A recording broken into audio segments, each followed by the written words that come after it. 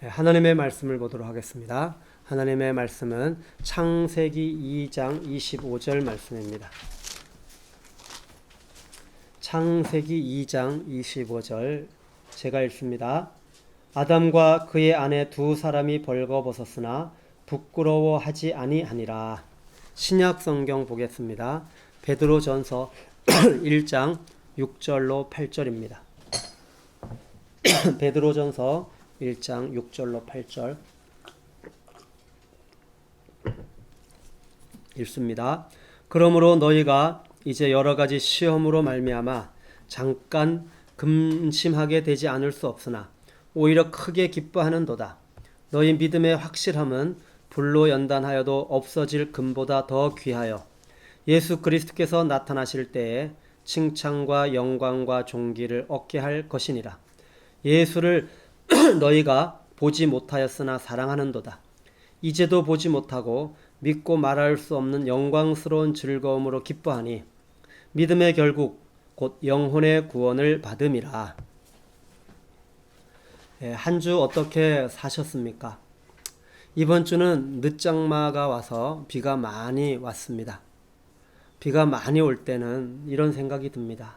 이제 좀 그치고 햇볕이 쬐었으면 좋겠다. 그런 생각이 들기도 합니다.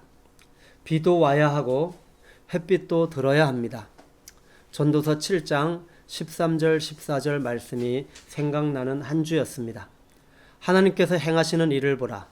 하나님께서 굽게 하신 것을 누가 능히 곧게 하겠느냐. 형통한 날에는 기뻐하고 공고한 날에는 되돌아보아라.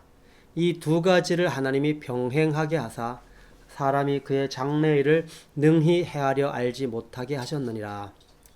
우리의 삶에는 형통한 날도 있고 공고한 날도 있습니다. 이 두 가지를 하나님께서 병행하게 하시는 것은 공고한 날을 통하여 나의 실존을 보게 하시고 형통한 날을 통하여 하나님이 어떤 분이신지 보게 하시는 것입니다. 이번 한 주 또 비가 오면서 또 나의 실존을 묵상하고 또 햇빛이 쨍쨍 찔 때 또 하나님이 어떤 분이신지를 묵상하는 시간을 가졌습니다. 항동교회는 주일 예배를 통하여 복음의 영광에 대하여 시리즈로 말씀을 나누고 있습니다.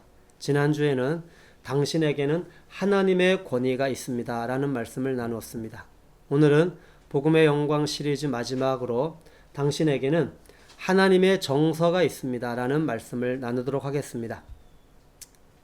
아이들 양육과 교육에 있어서 아주 중요한 것이 있습니다. 그것은 정서적 안정감입니다. 정서적 안정감이 없으면 아이들이 정상적으로 자랄 수 없게 된다고 합니다. 한 분의 글을 읽어드리겠습니다. 사람이 자기가 느끼는 안정감의 뿌리가 어디인지를 아는 것은 매우 중요합니다. 정서의 안정감은 삶을 넉넉하게 하는 결정적 요인입니다. 그걸 알기 위해서는 불안감의 뿌리를 찾아보는 것도 한 방법일 것입니다. 오늘 아침에는 내가 느끼는 정서적 불안의 바탕자리를 찾다가 내가 막 사춘기라는 긴 굴을 지나가던 무렵의 이맘때를 떠올립니다. 그때 어머니는 정신질환을 앓기 시작했고 아버지는 그 어머니를 고치겠다고 온 나라를 뒤지고 돌아다니셨는데 학교 끝나고 십리길을 걸어서 집 앞에 왔을 때 컴컴한 어둠이 드리운 대지, 그리고 불이 켜져 있지 않는 어두운 집 안으로 들어가던 일, 불기 없는 방문을 열던 일이 내 정서적 불안감의 뿌리임을 찾아냅니다. 그때부터 나는 영혼의 나그네였습니다. 그 뒤에 산에서, 바다에서, 그리고 마지막에는 우주에서 어머니를 발견하기까지 가슴 한켠에 텅 빈 자리를 메울 길이 없었고 방황하는 넋으로 40 몇 해를 살다가 안정감을 얻은 것은 몇 해 되지 않습니다. 내 정서적 안정감의 뿌리가 어디인지를 아는 나는 내 안에 있는 작은 불을 꺼뜨리지 않으려고 늘 조심을 합니다. 나를 만나는 사람이 내 마음의 창에 비치는 불빛을 볼 수 있기를, 그래서 오늘도 손을 모으며 열리는 새 하루를 맞이합니다. 정서란 무엇입니까? 정서는 다양한 감정, 생각, 행동과 관련된 정신적, 생리적 상태입니다.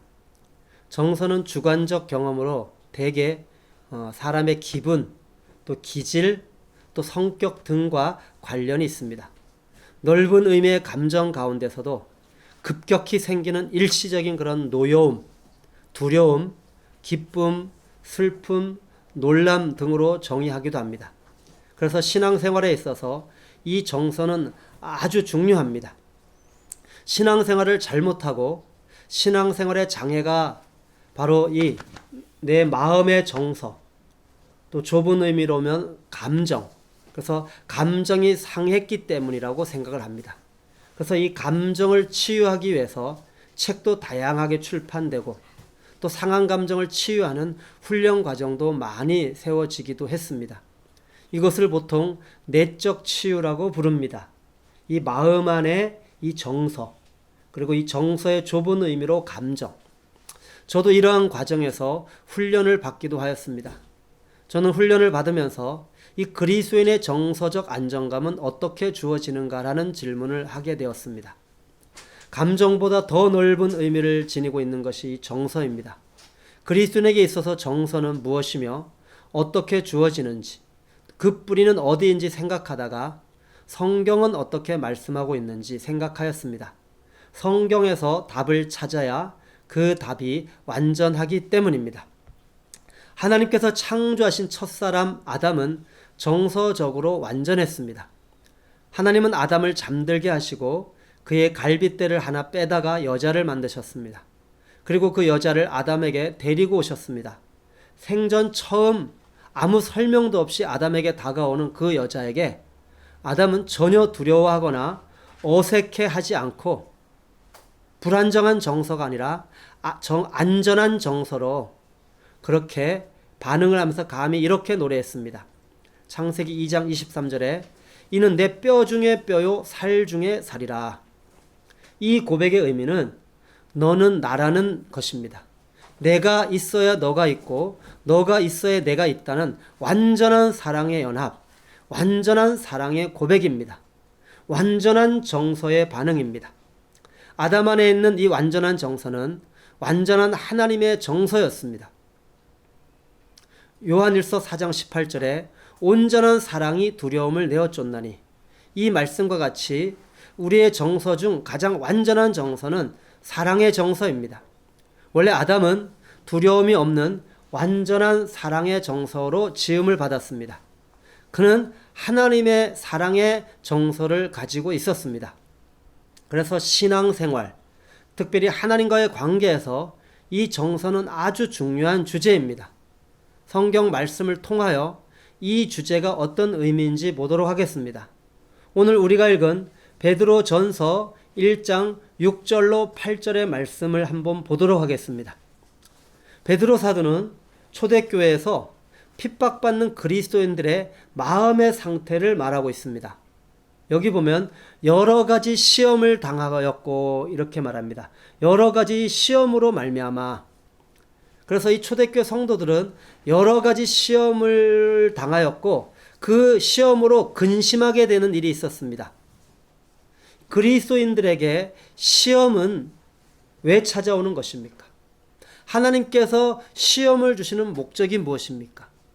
우리가 그 시험을 받을 때 우리에게 어떤 유익이 있습니까?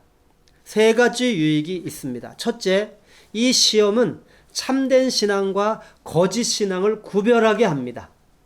두 번째로는 이 시험은 참된 신앙을 발견하고 그 참된 신앙을 확증하고 더욱 견고하게 합니다.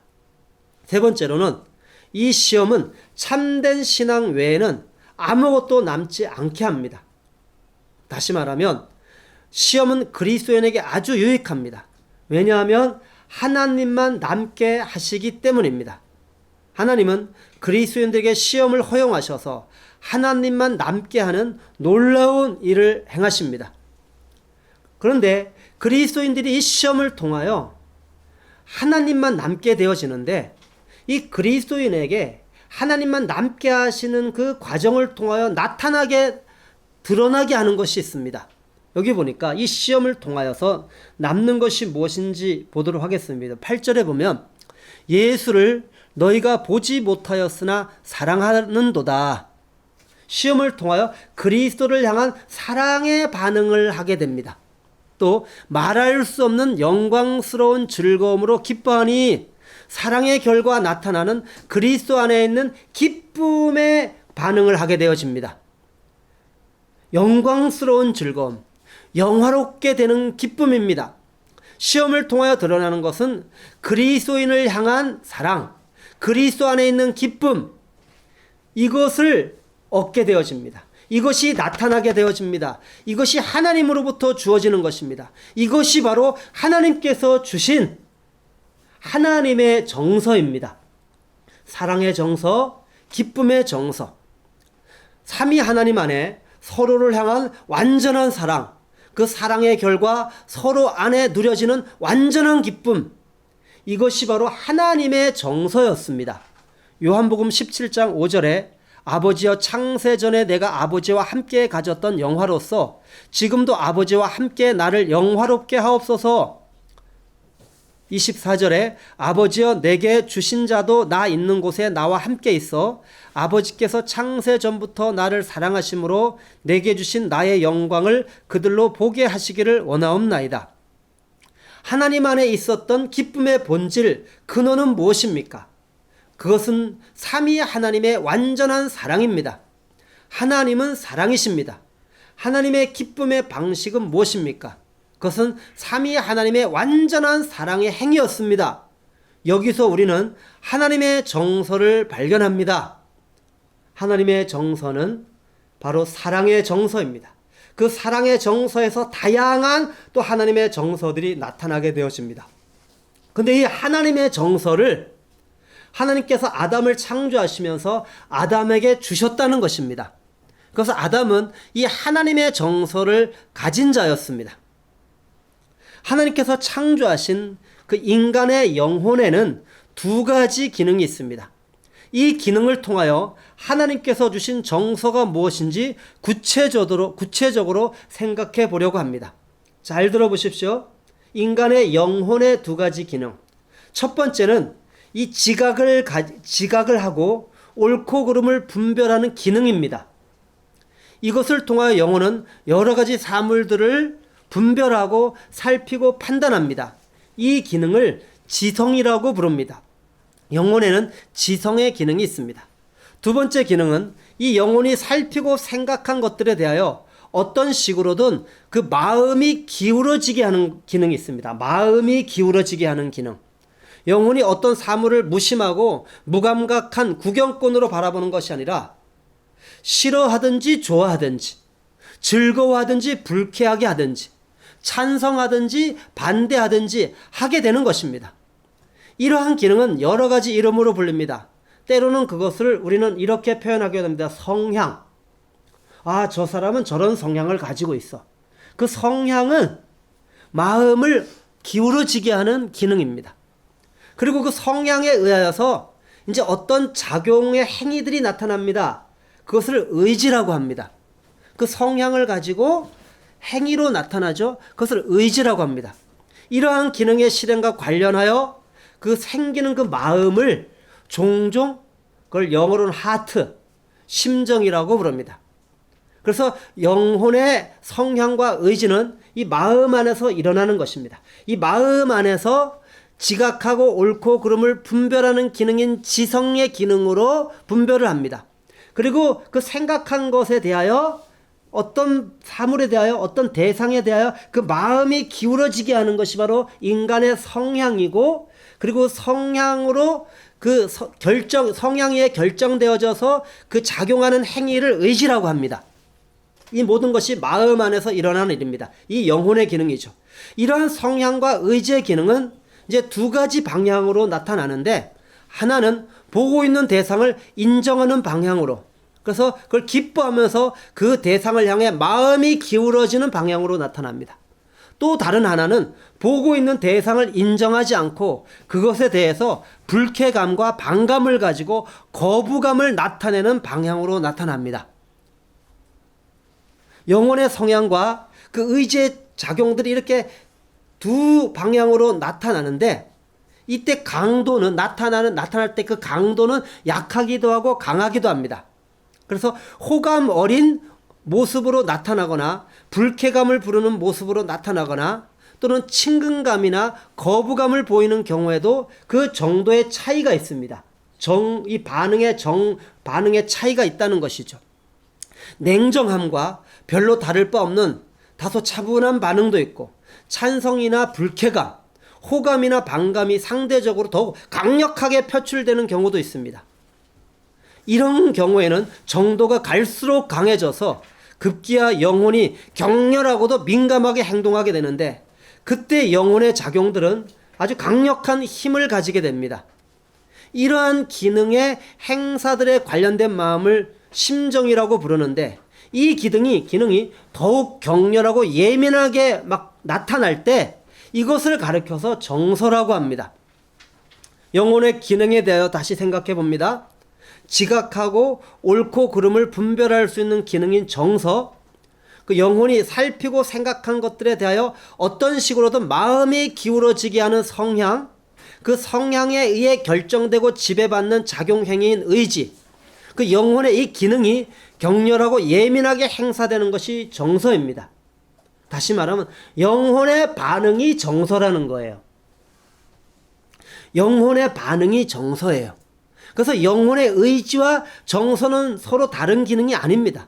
영혼의 정서는 의지나 성향과 전혀 다르지 않습니다. 그 영혼의 반응이 감정이고 좁은 의미로 영혼의 반응이 넓은 의미로 정서입니다.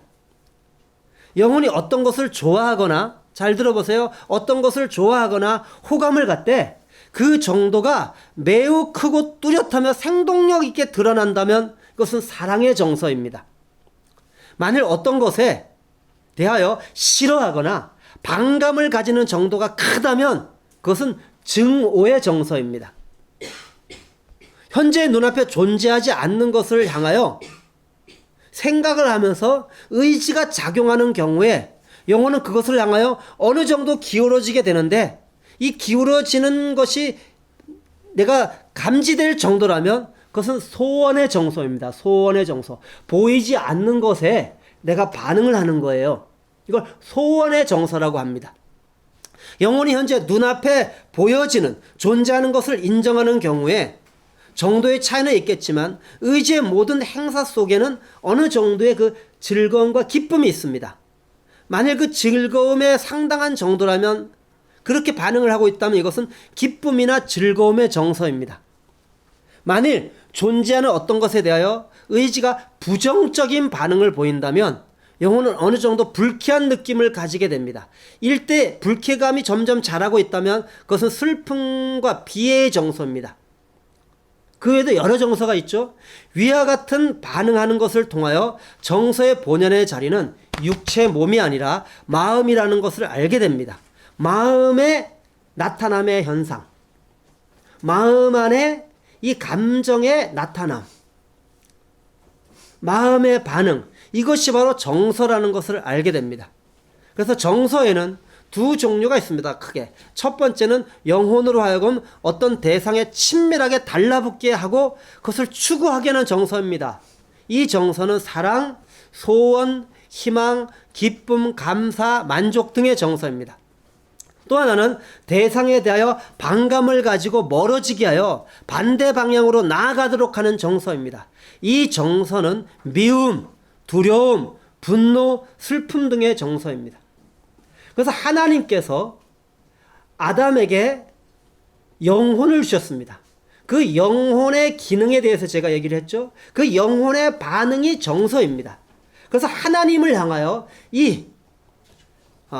친밀하게 달라붙어서 그 하나님을 추구하게 하는 정서, 사랑하고 보이지 않지만 그 하나님을 더욱 소원하게 하고 기뻐하게 하고 감사하게 하고 만족하게 하는 그런 정서를 주셨습니다. 하나님을 향하여 그렇게 반응하게.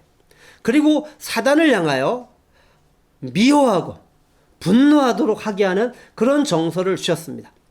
왜냐, 하나님 안에 사랑의 정서가 있었고 죄에 대하여 미워하는 거룩한 분노의 정서가 있었기 때문입니다.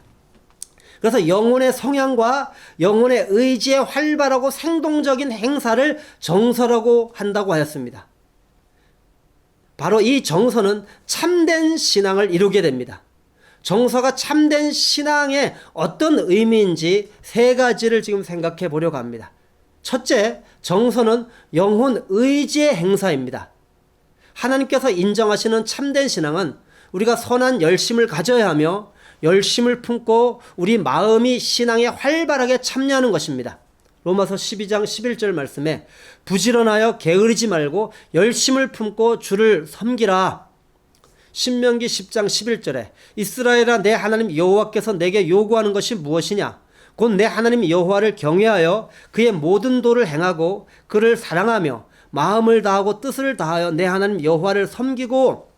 만일 우리가 신앙생활에 있어서 선한 열심을 품지 못하거나 우리의 성향과 의지가 강력하게 행사되지 못한다면, 우리가 정서적으로 반응하지 않는다면 우리의 신앙은 아무것도 아니게 될 것이라는 것입니다. 참된 신앙은 언제나 강력합니다. 건전하고 경건한 신앙을 가진 사람들 속에서는 하나님의 성령께서 강력하고도 거룩한 정서를 일으키는 영으로 존재하셨습니다. 하나님의 사람들에게 성령께서는 사랑의 정서로 강력하게 반응하도록 역사하셨습니다. 이들의 마음속에 은혜가 역사할 때 누가복음 24장 32절에서 제자들에게 말씀하신 것처럼 속에서 마음이 뜨겁다라고 말할 수 있는 것입니다. 정서가 반응을 하는 것입니다. 이러한 거룩한 성향, 이 거룩한 의지, 이 거룩한 정서는, 이 사랑의 정서는 모든 육체적 본성적 정서들을 이기게 하는 힘과 능력을 가지고 있습니다. 우리는 이 참된 신앙을 지닌 모든 사람들 안에서 하나님께 속한 대상들을 향해 기울어지는 성향과 의지가 활발하게 행사된다는, 그래서 이 정서가 강력하게 반응한다는 것을 우리는 알게 되어집니다. 정상적인 그리스도인의 모습은 그 영혼 안에 있는 그 기능으로 그 사랑의 성향을 가지고, 사랑의 의지를 가지고, 사랑의 정서를 가지고 강력하게 반응하는 것입니다. 어느 정도로까지 반응합니까? 자기 생명을 내어놓기까지 반응하는 것입니다. 그래서 정서는 영혼 의지의 행사라는 것입니다. 정서는 두 번째로 영혼 행동의 원천이 됩니다. 말과 혀로만 반응하지 않습니다. 직접 행함으로 나타난다는 것이죠. 그 행동의 원천이 된다는 거예요. 인간을 지으신 하나님께서 정서를 주셨을 뿐만 아니라 그 정서가 인간 행동의 원천이 되게 하셨습니다. 사람은 사랑이나 미움, 소원이나 희망, 두려움이나 다른 어떤 정서에 의해 영향을 받지 않으면 매우 비활동적인 존재가 되는 본성을 가지고 있습니다. 움직이지 않아요. 움직이지 않는 거예요. 굉장히 소극적이 되는 거예요. 수동적이 되어지는 거예요. 근데 이 정서들이 사람들로 하여금 삶의 모든 일을 추진해 나가도록 하는 원천이요, 맡은 일을 열심히 추구하게 하는 샘 근원이 됩니다. 이러한 정서들이 사람을 움직이게 하고 세상의 모든 일을 추진해 나가게 하는 힘의 근원이 됩니다. 욕심 많은 사람이 자신의 욕구를 채우기에 날뛰는 것도 따지고 보면 그가 지니고 있는 정서 때문입니다. 야심이 가득한 사람이 세상적인 영광을 추구하는 것도 그 정서 때문입니다. 방탕한 사람에게 쾌락과 감각적인 즐거움을 추구하도록 활력을 주는 것도 바로 정서 때문입니다. 죄로 말미암아 문제가 생긴 이 정서에 반응하는 모습입니다. 그러나 십자가 복음으로 거듭난 그리스도인들은 전인적으로 새로워지고 거룩하게 되었고 영혼이 거듭났기 때문에 하나님께서 거룩한 정서, 사랑의 정서, 정상적인 하나님의 정서를 가진 존재로 회복하여 주셨습니다. 그래서 이 정서는 신앙생활에 있어서 필연적으로 필요한 요소입니다. 사람들로 하여금 세상적인 것들을 추구하면서 움직이게 만드는 근원이 세상적인 정서이듯이, 사단으로부터 온 정서이듯이 신앙적인 문제를 힘쓰며 활동하도록 하는 샘 근원이 바로 신앙적 정서입니다. 교리적인 지식이나 어떤 사변적인 생각을 가지고 있다고 하더라도 신앙적인 정서가 없다면 그 사람은 신앙의 일에 절대 참여하지 않습니다. 정서는 영혼 행동의 원천에 됩니다. 그리스도의 사랑이 나를 강권하시는도다. 하나님이 주신 그 정서가 내 안에서 작동해야 됩니다. 반응해야 됩니다. 세 번째로, 이 정서는 영혼의 관심에 영향을 줍니다. 일반적으로 사람들은 신앙적인 정서가 영향을 미치는 만큼만 자기 영혼에 관심을 가집니다. 하나님이 주신 내 안에 하나님의 정서가 작동을 하는 만큼 내 영혼에 관심을 가져요. 하나님의 정서가 작동을 하는 만큼 다른 사람의 영혼에도 관심을 가지는 거예요. 수많은 사람들이 하나님의 말씀을 통해서 크고도 중요한 것이 무엇인지를 듣습니다. 또 그와 관련된 것들에 대해 자주 듣습니다. 근데 들은 바 그 말씀들이 그들에게 아무런 영향을 미치지 못하는 것 같고, 그들의 마음속에 있는 생각이나 행실에 어떤 변화도 가져오지 못하는 것 같다면, 그 이유는 그들이 들은 것을 통하여 감화를 받지 못했기 때문입니다. 감동을 받지 못했기 때문입니다. 다시 말하면 하나님께서 우리의 마음에 감동을 하셔서 우리의 정서로 반응하게 하셔야 되는데, 하나님의 그 감동을 거부했기 때문입니다. 하나님께서 나의 정서를 움직이게 하시려고 하는데 그것을 거부했기 때문입니다. 믿지 않은 것, 믿음으로 화합하지 않았다는 거죠. 거부한 거예요. 그렇기 때문에 들은 바 그 말씀들이 나에게 어떤 유익이 없는 거예요. 많은 사람들이 하나님의 영화로우신 완전함과 전능하신 능력과 한없는 지혜, 무한한 위엄과 거룩하심 등에 대해서 자주 듣습니다. 많은 사람들이 하나님과 그리스도의 말로 닿을 수 없는 그분의 그 크신 사랑에 대하여 듣습니다. 그리스도께서 행하신 위대한 일들과 고난, 십자가의 그 놀라운 비밀, 영원한 세계에 속한 그 하나님의 나라에 대한 그 놀라운 비밀에 대해서 듣습니다. 그리스도께서 전능하신 하나님의 맹렬한 진노를 참아내신 그 십자가의 비밀에 대해서 듣습니다. 하나님께서 이 죄악에 대해서 최후 심판할 것이고 사단과 모든 악을 그 지옥으로 던져버리실 것이라는 그 놀라운 하나님의 말씀을 듣습니다. 그런데 많은 사람들이 여전히 듣지 못하였을 때와 그 놀라운 말씀을 듣지 못하였을 때와 별반 다름이 없는 상태로 남아 있습니다. 그들의 마음이나 행동에 눈에 띌 만한 어떤 변화가 전혀 변화도 보이지 않습니다. 왜냐하면 그들은 자기가 들은 것에 영향을 받지 않았기 때문입니다. 그들이 영향을 받을 때까지는 계속 그런 상태에 있을 것입니다. 사람의 정서가 움직이지 않는다면 그가 읽거나 들어서 아는 신앙적인 일들을 통해서는 마음이나 행실의 변화가 결코 일어나지 않을 것입니다. 정서는 영혼의 관심에 영향을 준다는 것을 알아야 되는 것입니다. 하나님께서 우리의 영혼을 감동하셔서 우리의 영혼의 기능인 지성적으로 지식을 알게 하시고 지적으로 깨닫게 하시고 그 깨닫게 된 진리에 엎어지도록 우리 마음 안에 정서를 주셨습니다. 넓은 의미로. 그게 성향이라고도 하고 그 영혼의 성향이에요. 그리고 그것을 의지라고도 합니다. 그걸 또 감정이라고도 합니다. 근데 그것이 폭넓게 정서로 반응을 하는 거예요. 우리는 죄 가운데 있을 때 우리의 정서는 너무나 쉽게 반응을 했어요. 근데 왜 영적인 영혼에 영적인 일에는 반응을 하지 않는 것입니까? 여러분, 하나님께서는 쉼 없이 우리의 마음을 감동하셔서 알게 하시고 우리의 영혼의 성향을 따라 우리의 마음이 기울어지도록 의지가 작동되도록 우리의 정서가 반응을 하도록 행동하게 하도록 구체적으로 그 하나님의 그 정서가 나타나도록 역사하시는 분이십니다. 여러분, 이 정서가 우리의 참된 신앙에 주는 영향이 얼마나 큰지 우리는 알아야 되는 것입니다. 먼저 정서는 영혼 의지의 행사입니다. 영혼 행동의 원천입니다. 영혼 관심에 영향을 줍니다. 성경은 신앙의 많은 부분을 이 정서와 연관을 시키고 있습니다. 두려움이나 소망, 사랑이나 증오, 소원, 기쁨이나 슬픔, 감사, 긍휼, 열심과 같은 정서는 참된 신앙의 중요한 부분입니다. 이 설교하는 한편의 설교 시간이기 때문에 몇 가지 정서에 대해서 한번 나누어 보겠습니다. 이 정서를 들으면서 여러분들은 나는 정상적으로 이런 하나님의 정서로 반응을 하였는가 한번 살펴보시기 바랍니다.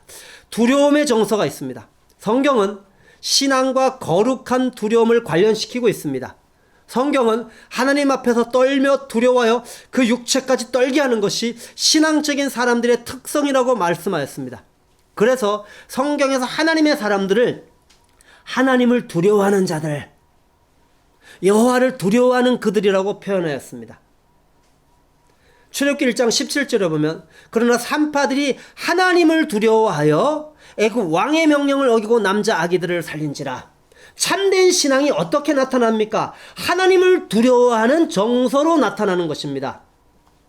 사랑하는 성도 여러분, 히브리 산파들처럼 하나님을 두려워하는 정서로 반응하고 계십니까? 소망의 정서.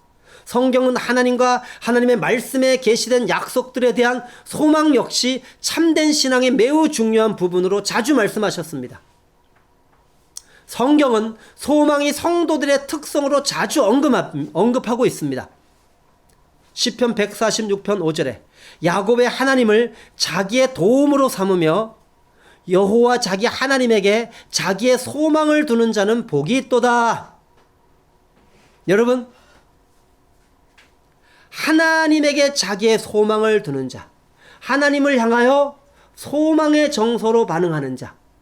소망은 소원의 정서, 소망의 정서는 보이지 않는 것에 대한 반응하는, 영혼이 보이지 않는 것에 대하여 반응하는 것을 소원의 정서, 일반적으로 신앙적으로는 소망의 정서라고 해요. 근데 보이지 않는 하나님을 나의 소망으로 삼는 거예요. 소망의 정서로 반응을 하고 있는가? 여러분, 베드로전서 1장 3절에 우리 주 예수 그리스도의 아버지 하나님을 찬송하리로다. 그의 많으신 긍휼대로 예수 그리스도를 죽은 자 가운데서 부활하게 하심으로 말미암아 우리를 거듭나게 하사 산 소망이 있게 하시며, 우리를 거듭나게 하셨는데 거듭난 영혼이 보이지 않는 하나님을 소망하는 그런 정서로 반응하도록 우리를 새 피조물로 만들어 주셨다는 거예요.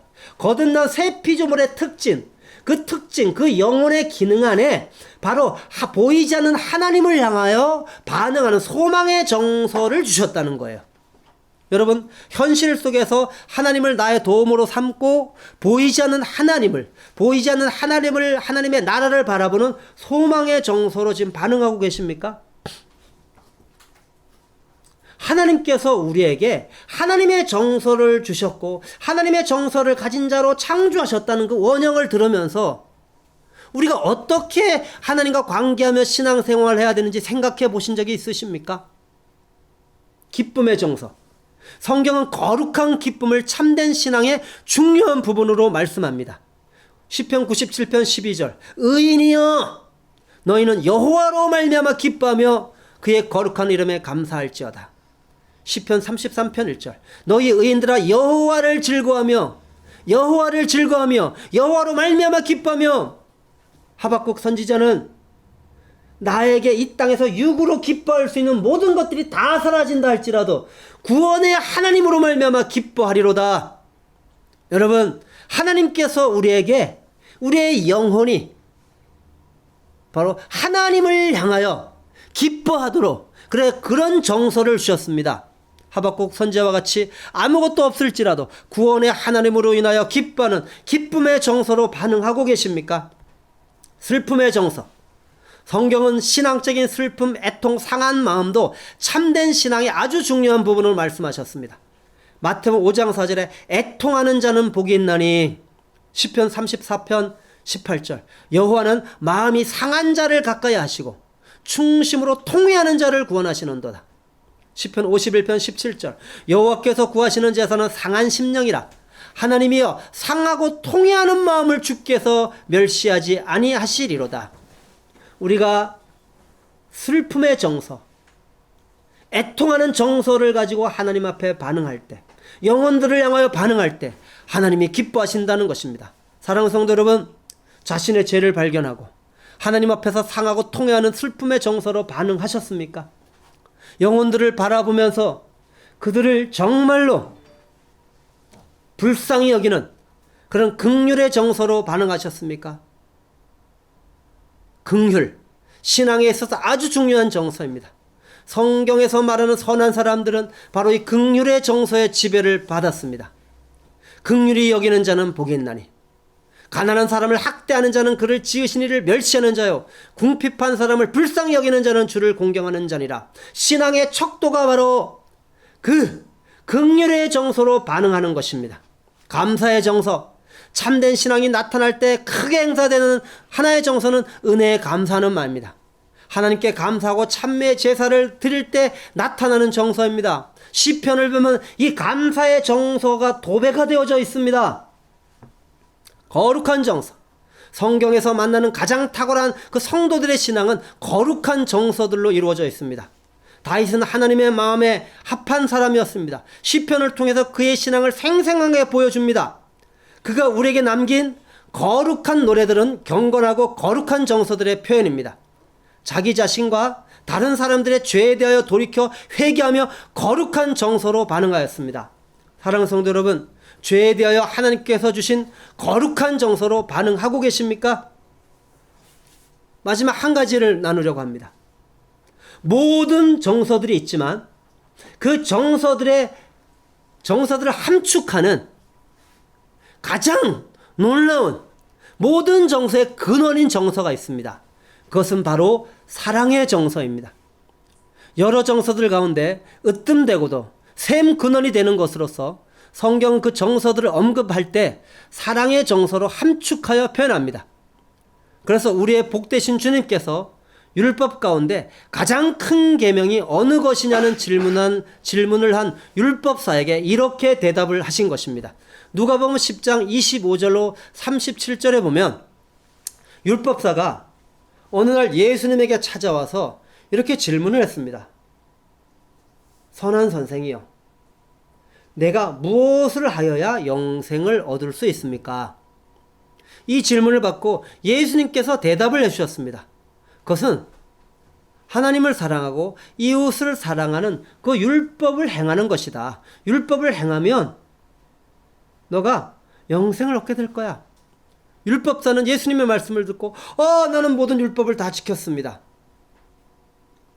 그랬더니만 예수님께서 율법을 행하는 것이 무엇인지 구체적으로 말씀합니다. 여기에서 하나님의 사랑의 정서가 나옵니다.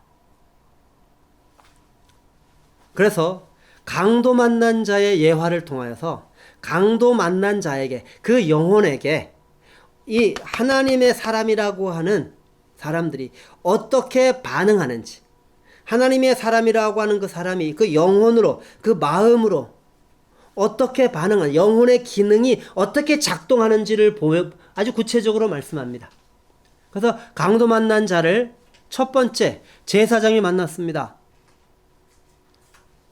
또 레인도 만났습니다. 사마리아 사람도 만났습니다. 그런데 제사장과 레인은 영혼의 두 가지 기능 중에서 지각하고 옳고 그름을 분별하는 기능은 작동이 되었습니다. 그런데 살피고 생각하는 것들에 대하여 어떤 식으로든 마음이 기울어지게 하는, 그 강도 만난 자에게, 불쌍한 자에게 그 마음이, 알지만 마음이 기울어지게 하는 그런 성향, 영혼의 성향, 그 영혼의 성향에 의하여서 지배받는 그 의지, 작동하는 행위, 의지인 정서적 반응, 그건 반응은 하지 않았습니다. 사랑의 정서로 반응하지 않은 것입니다. 신앙에 있어서 하나님 우리에게 정서를 주셨는데 하나님의 정서를 우리가 가졌다는 의미가 얼마나 중요한 것인지를 지금 이 말씀을 통하여 나누고 있습니다. 정서는 아주 실제적인 것입니다. 반응입니다. 반응. 사랑의 정서로 반응한 사마리아인은 사랑의 정서로 반응했습니다. 누가 율법을 지킨 자입니까? 사랑의 정서로 반응한 사마리아인이었습니다. 사랑의 정서로 반응할 때 율법의 요구가 이루어지는 정상적인 그리스도인의 삶, 사랑의 정서로 반응할 때 율법의 요구가 이루어지는 하나님이 기뻐하시는 삶, 그런 삶을 살게 되어지는 것입니다. 사랑의 정서로 반응할 때 하나님을 영화롭게 하는, 하나님을 기뻐할 때 그게 하나님을 영화롭게 하는 거죠. 하나님을 영화롭게 하는 삶을 살게 되는 것입니다. 그래서 주님이 바로 이 율법사에게 이렇게 이야기합니다. 너 가서 너도 이와 같이 하라. 무슨 말씀입니까? 너도 사랑의 정서로 반응해라. 내가 너에게 준 사랑의 정서가 있다.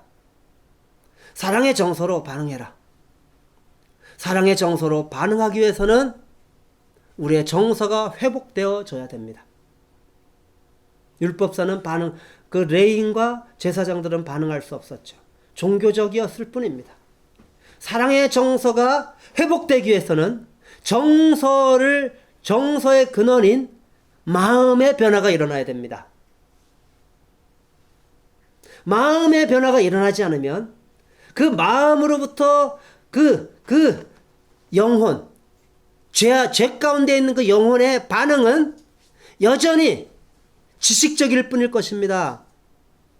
지식적으로 들어도 그 옛사람의 그 성향은, 옛사람의 의지는 하나님의 정서로 반응할 수 없습니다. 그냥 거기까지입니다.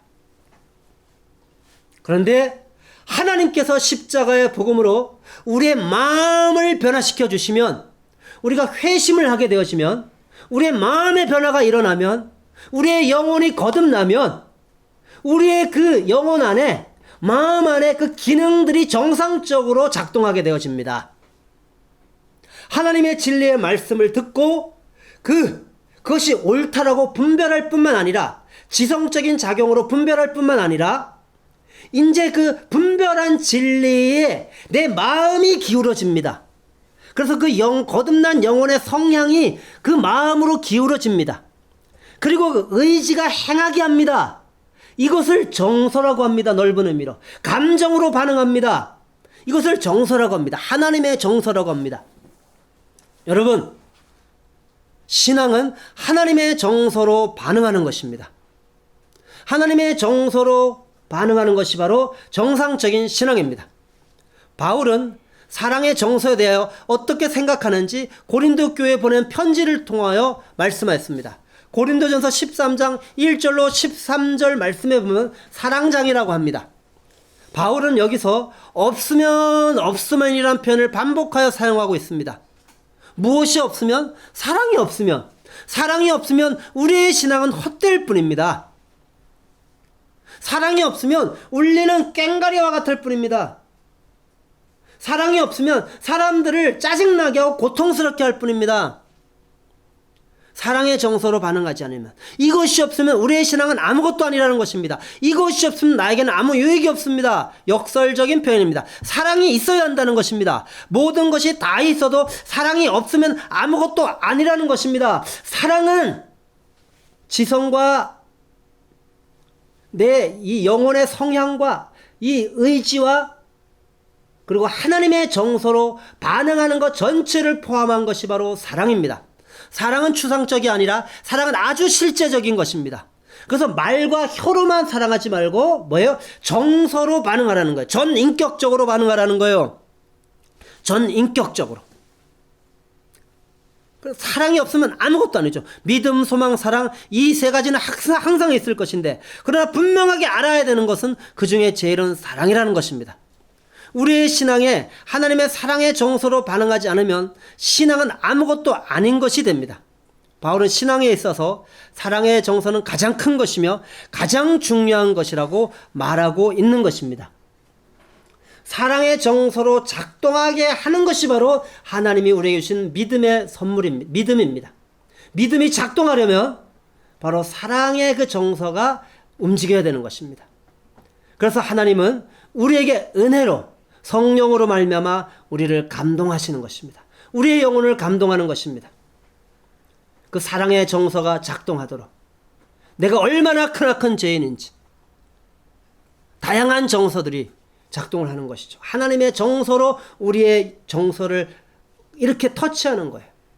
다양하게. 결국 하나님의 그 놀라운 사랑이 얼마나 큰 것인지 알게 되어지면서 우리가 엎어져서 하나님 앞에 진리 쪽으로 마음이 기울어질 뿐만 아니라 내가 엎어져서 진리가 결론에서 나를 이끌어가게 되는 것입니다. 이것이 참된 신앙입니다. 사랑하는 성도 여러분, 하나님께서 주신 이 사랑의 정서로 반응하고 계십니까? 하나님의 사랑, 하나님 사랑, 이웃 사랑의 율법의 완성의 삶은 정상적인 그 그리스도인의 정서, 하나님이 주신 그 정서의 반응으로 나타납니다. 이 정서는 사랑의 정서입니다. 하나님께서 회복하신 그리스도인의 정서를 가지고 하나님을 사랑하고 이웃을 사랑하는 율법의 요구가 이루어지는 복된 삶을 사시기를 바랍니다. 하나님께서 저와 여러분을 완전한 사랑과 기쁨의 교제의 대상으로 만들었습니다. 이제 우리가 하나님을 사랑하고 기뻐하며 그걸 누리기 위해서 필요한 것이 바로 하나님의 정서인 것입니다. 하나님 안에 있었던 정서. 그래서 아담을 하나님의 형상으로 그 원형으로 만드시면서 원형 생명의 특징 중에 아주 중요한 것이 바로 하나님의 정서인 것입니다. 이제 말씀을 마치도록 하겠습니다. 하나님은 정서를 가지신 분이십니다. 대표적으로 사랑과 거룩함의 정서가 있으십니다. 하나님께서는 첫사람 아담의 영혼에 하나님의 정서를 주셨습니다. 아담의 영혼에는 두 가지 기능이 있었습니다. 지성과 성향과 의지의 기능입니다. 이것의 반응으로 나타나는 것이 정서입니다. 지성의 기능, 성향과 의지의 기능, 그리고 이 총체적으로 이 마음 안에서 이것으로 인하여 반응하는, 행하게 하는, 기울어져서 그쪽으로 엎어지게 하는 그 반응으로 나타난 것이 바로 정서입니다. 그래서 정서는 영혼의 반응입니다. 전 인격적인 반응입니다. 정서는 인격의 총체적인 반응입니다.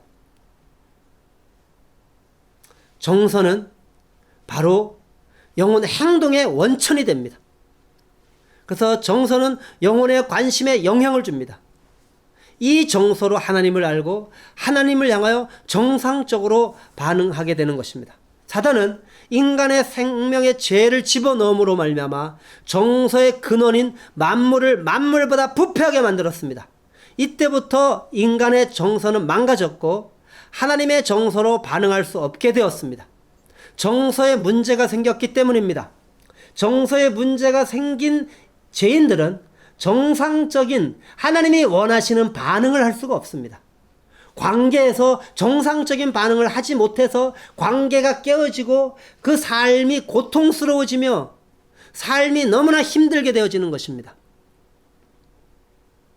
부모로서, 아버지로서 저도 믿음으로 반응하지 않으면 하나님의 정서로 반응할 수 없게 됩니다. 그러면 하나님의 정서로 반응하지 않으면 부부관계가 어려워집니다. 자녀에 대해서 내 정서가 알아요. 아는데도 사랑해야 된다는 걸 알죠. 하나님의 정서로 반응해야 되는 걸 알아요. 근데 내 마음이 기울어져서 그쪽으로 마음이 기울어져 내가 사랑하는 행동으로 나타나야 되는 거예요. 의지로. 그게 정서예요. 전체적으로. 근데 그렇게 하지 못하는 거예요. 왜냐하면 죄가 들어왔기 때문에. 죄인은 하나님이 원하는 정상적인 정서로 반응하지 못합니다. 하는 것 같지만 부분적이에요. 끝까지 못해요. 궁극적으로는 실패해요. 근데 십자가 복음으로 하나님의 정서를 회복하여 주셨습니다. 생명의 근원인 마음을 변화시켜 주셨습니다. 변화된 마음 안에서 그 영혼이 정상적인 기능을 합니다. 하나님의 진리를 옳게 분별합니다. 분별한 그 진리에 그 엎어지는 마음이 그쪽으로 기울어지도록 그 영혼의 성향이 그렇게 되도록 만들어 주셨습니다. 그리고 이제는 의지를 행하게 합니다. 그 모든 것이 정서입니다. 여러분, 이제 여러 가지 시험을 통하여 우리가 정상적으로 하나님의 정서로 반응하도록 하나님은 날마다 여러 가지 사건을 통하여 우리의 마음을 연단시키십니다. 참된 신앙을 위한 여러 정서들도 우리가 살펴보았습니다. 모든 정서들을 함축하는 것은 사랑의 정서라는 것을 알게 되어졌습니다. 정서가 율법의 완성과 무슨 상관관계가 있는지도 우리는 알게 되어졌습니다. 사랑하는 성도 여러분, 이제 말씀을 마칩니다. 하나님께서 저와 여러분의 마음을 새롭게 변화시켜 주셨습니다. 십자가 복음으로. 이제 우리의 영혼의 기능은 정상적으로 작동할 수 있게 되었습니다. 하나님 사랑, 이웃 사랑의 율법의 완성의 삶은 정상적인 정서의 반응으로 나타납니다. 하나님께서 회복하신 이 그리스도인의 정서를 가지고 하나님을 사랑하고 이웃을 사랑하는 율법의 요구가 이루어지는 복된 삶을 사시기를 주님의 이름으로 부탁을 드립니다. 함께 기도하겠습니다. 사랑하는 주님, 하나님께서 만드신 첫사람 아담, 원형 생명의 특징 중에 한 가지가 하나님의 정서를 가졌다는 것이었습니다. 하나님이 창조한 아담, 그 안에 하나님이신 영혼, 그 영혼은 기능이 있는데 옳고 그름을 분별하는 지성의 기능이 있습니다. 진리냐 진리가 아니냐를 분별하는 지성의 기능이 있습니다. 그리고 알게 된 그 진리에 마음이 기울어져서 의지로 반응하게 하는 성향과 의지가 있습니다. 이 모든 것이 바로 정서입니다. 사랑하는 주님, 바로 하나님의 정서를 주셨습니다. 진리를 듣고 그 진리에 엎어져서 진리가 결론이 되어져서 하나님을 영화롭게 하는, 하나님을 사랑하고 하나님을 기뻐하고 하나님을 영화롭게 하는 삶을 살도록 하나님의 정서를 주셨습니다. 그러나 아담은 실패했습니다. 주님, 죄가 들어옴으로 말미암아 우리는 정상적인 정서로 반응하지 못하게 되었습니다. 관계 속에서 사랑해야 되는데 미워합니다. 긍휼히 여겨야 되는데 냉랭하게 반응을 합니다. 거룩해야 되는데, 거룩한 정서로 반응해야 되는데 그렇지 못합니다. 기뻐해야 되는데, 감사해야 되는데 주님, 정상적으로 반응하지 못할 때가 너무 많습니다. 존재 자체가 정서의 근원인 마음이 만물보다 심히 부패했기 때문입니다. 그러나 주님, 십자가의 복음으로 생명의 근원인 마음을 새롭게 변화시켜 주시고 이제 이 영혼이 거듭나 정상적으로 기능하도록 오 주님 역사해 주셔서 감사합니다. 놀라운 일을 행하여 주셔서 감사합니다. 영혼의 정상적인 반응을 하게 하여 주시옵소서. 진리를 분별하게 하여 주시고 알게 되어진 그 진리에 내 마음이 기울어져서 그 말과 입술과 오직 말과 입술만이 아니라 행함으로까지 나타날 수 있도록 의지로 움직일 수 있도록 내 행동의 그 근원인 오 주님 이 정서로 반응할 수 있도록 오 주님 역사하여 주시옵소서. 그리스도의 사랑이 나를 강권하시는도다. 하나님의 정서가 나를 움직여 오 주님 그 정서로 반응할 수 있도록, 그래서 율법의 요구가 이루어지는 하나님을 사랑하고 이웃을 사랑하는 삶, 하나님 완전한 사랑과 기쁨의 교제의 대상으로 만들어진 그 목적이 이루어지도록 하나님의 영광이 내 삶에 나타나는 삶으로 사라지도록 오 주여 복을 주시옵소서. 날마다 하나님의 정서로 반응하여 오 주님 기뻐하고 즐거워하며 사랑하며 살아가는 삶을 살 수 있도록, 이 세상에서 거룩함으로 죄를 미워하는 삶을 살 수 있도록, 하나님의 정서로 반응하는 삶을 살 수 있도록 오 주여 우리를 날마다 우리의 영혼을 감동시켜 주시옵소서. 예수님 이름으로 기도드렸습니다.